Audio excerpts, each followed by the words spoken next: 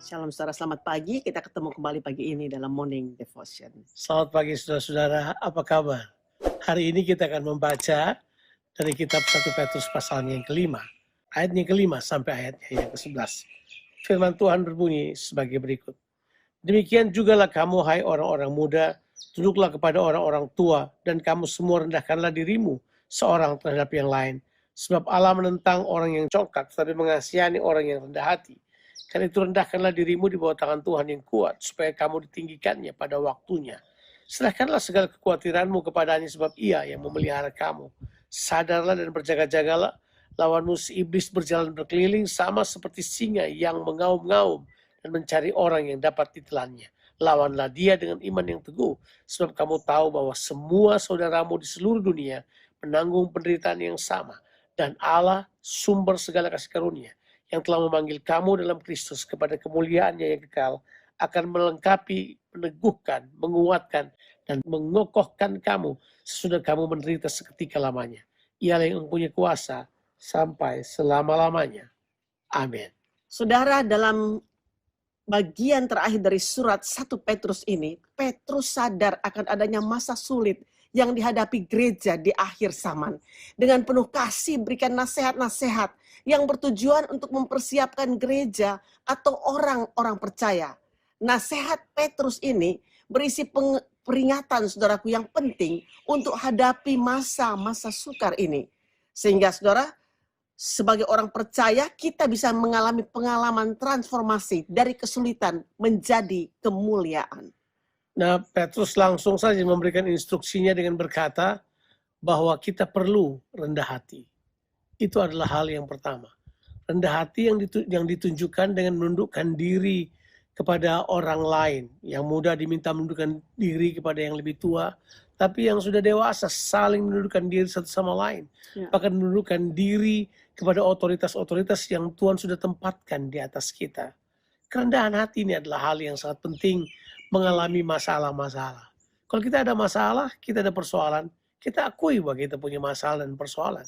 Sebab kerendahan hati adalah jalan pemulihan. Kerendahan hati adalah jalan di mana kita akan menerima pertolongan Tuhan. Dengan jelas Alkitab beritahukan kepada kita bahwa kita perlu merendahkan hati kita di bawah tangan Tuhan yang kuat supaya pada waktunya Tuhan akan mengangkat kita. Kita jangan menjadi khawatir, tapi kemudian kita menyerahkan semua kekhawatiran kita kepada Tuhan, karena Ya. Tuhanlah yang memperdulikan kita. Amin. Saudara, kita juga perlu berjaga-jaga. Berjaga-jaga ini artinya kita sadar, kita siuman, kita terbangun saudara. Karena musuh kita itu si iblis berjalan berkeliling. Seperti singa saudaraku, mengaum-ngaum mencari orang yang dapat ditelannya. Ingat, musuh kita ini bukan sesama orang percaya. Itu sebabnya Petrus berkata untuk kita sadar saudaraku supaya apa? Jangan menyerang pada sasaran yang salah.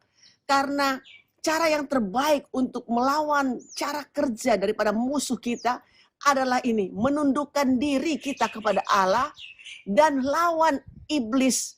Alkitab bilang ini, dia akan lari daripada kita. Kita harus lawan dengan apa? Dengan iman kita yang teguh.